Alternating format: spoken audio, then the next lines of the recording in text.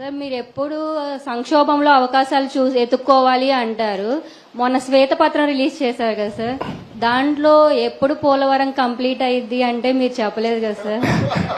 నా తల్లి చాలా తెలివి ఎక్కువైపోయింది అందరికి. ఇప్పుడు పోలవరం వచ్చింది ఇష్యూ ఏంటంటమ్మా, అక్కడ డయాఫామ్ వాల్ ఒకటి ఉంటుంది, మీకు అందరికి రాష్ట్రంలో ఉండే అందరికి అర్థం కావాలి. పోలవరంలో నదిలో ప్రాజెక్ట్ వస్తుంది, ఎక్కడైనా సరే నదికి అడ్డంగా కడతాం.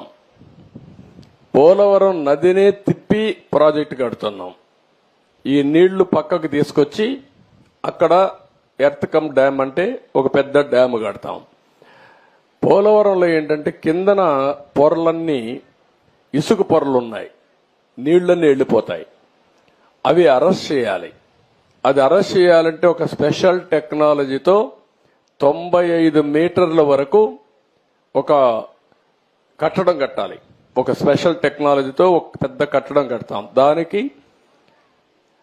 జర్మనీ కంపెనీ వచ్చి మొత్తం వేశారు, దాన్ని డయాఫామ్ వాల్ అంటారు. అది నేనేం చేశానంటే, పోలవరంలో 6 నెలలే పనులవుతాయి. జూలై నుంచి వర్షాలు వస్తాయి, డిసెంబర్ వరకు వరదలుంటాయి. డిసెంబర్లో ప్రారంభిస్తే మళ్లీ మేకంతా పూర్తి చేయాలి. జూన్లో మళ్ళా వర్షాలు పడే పరిస్థితి వస్తుంది. 6 నెలలే వర్కింగ్ సీజన్. నేను కష్టపడి 2 సీజన్లో ఆ డయాఫామ్ వాల్ పూర్తి చేశాను, చాలా ఇబ్బందులు పడి. తర్వాత స్పిల్వే కట్టాం, అవన్నీ పూర్తయినాయి.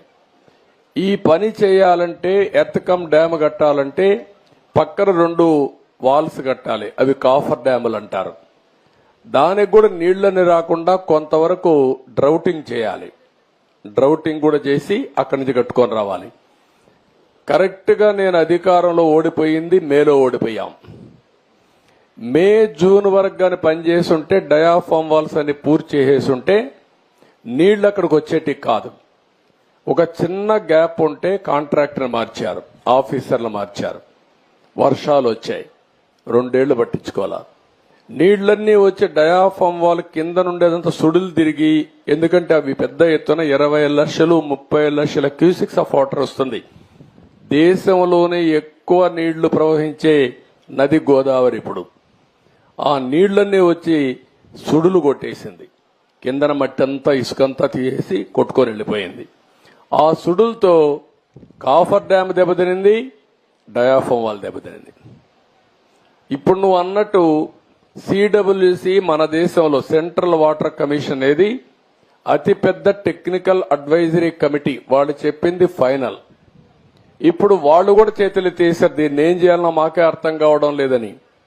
అక్కడ డయాఫామ్ వాల్ కట్టింది నేను 446 కోట్లతో డయాఫామ్ వాల్ 2 సీజన్లో పూర్తి చేశాను. ఇప్పుడు 3 దిక్కల 33% కోసకపోయింది, దెబ్బతినింది. దానికి 447 కోట్లు అవుతుంది. ఈ 3 దిక్కల రింగ్ బండమారిగా వేసి కట్టేస్తే అయిపోతుందంటే అది కూడా మేము చెప్పలేము.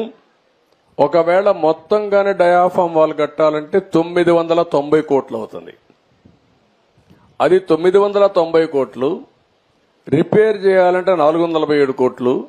ఒరిజినల్ గట్టిపై ఖర్చు పెట్టింది 446 కోట్లు. పైనుండే కాఫర్ డ్యాములు దెబ్బతిన్నాయి, అక్కడి నుంచి నీళ్లు వస్తున్నాయి. ఆ నీళ్లు అరెస్ట్ చేయకపోతే ఇది కట్టలేము. ఇవన్నీ చేయాలంటే ఏం చేయాలనో, నేను ఇంజనీర్ని కాదు, నాకు తెలియదు. నేను అడ్మినిస్ట్రేటర్ని, నేను కట్టాలని తపనుంది. దాన్ని ఏం చేయాలో ఇంజనీర్లు చేయాలి. ఇప్పుడు వాళ్ళు ఏం చేశారంటే, అమెరికాలో ఉండే 2 ఎక్స్పర్ట్లని, కెనడాలో ఉండే ఇంకొక 2 ఎక్స్పర్ట్లను తీసుకొచ్చి ఇప్పుడు పని అంతా చూస్తున్నారు. ఇన్స్పెక్షన్ చేశారు, నిన్న మొన్న వచ్చారు. వాళ్ళు మొత్తం స్టడీ చేస్తున్నారు. ఏమి ఇవ్వాలనో వాళ్ళు ఇచ్చిన ఆలోచనలు ఇచ్చిన తర్వాత పూర్తి చేసే కార్యక్రమానికి శ్రీకారం చుట్టాలి. ఇప్పుడు దీంతో ఏమైంది, ఆయన నేను రివర్స్ టెండర్ అన్నాడు. 500 కోట్లు 600 కోట్లు ఆదా చేస్తా అన్నాడు. ఇప్పటికి నష్టం ఎంత తెలుసా తల్లి, 70,000 కోట్లు. ఇప్పటికి అది 1,00,000 కోట్లు పెరుగుతుంది. ఒక దుర్మార్గమైన ఆలోచనతో పోలవరాన్ని గోదావరిలో ముంచాడు. మళ్ళా అడ్డదుడ్డంగా ఆర్గ్యూ చేసే పరిస్థితికి వస్తున్నారు. ఆ రోజు పెద్దలందరూ వారించారు. గవర్నమెంట్ ఆఫ్ ఇండియా ప్రాజెక్ట్ అది, పీపీఏ అని ఉంటుంది. అంటే పోలవరం ప్రాజెక్ట్ అథారిటీ. వాళ్ళు మీటింగ్ పెట్టుకొని ముఖ్యమంత్రికి చెప్పారు, నువ్వు తొందరపడుతున్నావు, తొందరపడద్దు, గతంలో కూడా మారికి జరిగింది, మీరు వెయిట్ చేయండి అని. గవర్నమెంట్ ఆఫ్ ఇండియా నుంచి సెక్రటరీ చైర్మన్ దానికి ఆయన ఒక లెటర్ రాశాడు, తొందరపడద్దండి, 2 రోజులు వెయిట్ చేయండి, మేము రిక్వెస్ట్ చేస్తున్నాం మిమ్మల్ని, తొందరపడి మీరు నిర్ణయం తీసుకుంటే రేపు పాత కాంట్రాక్టర్ కొత్త కాంట్రాక్టర్ ఇద్దరి మధ్యలో ప్రాజెక్టు మునిగిపోతే ఎవరిని అడగా తెలియదు, ఎవరికి జవాబుదారితనం తెలియదని చెప్పినా వినకుండా ఇష్టానుసారంగా చేసే పరిస్థితికి వచ్చాడు.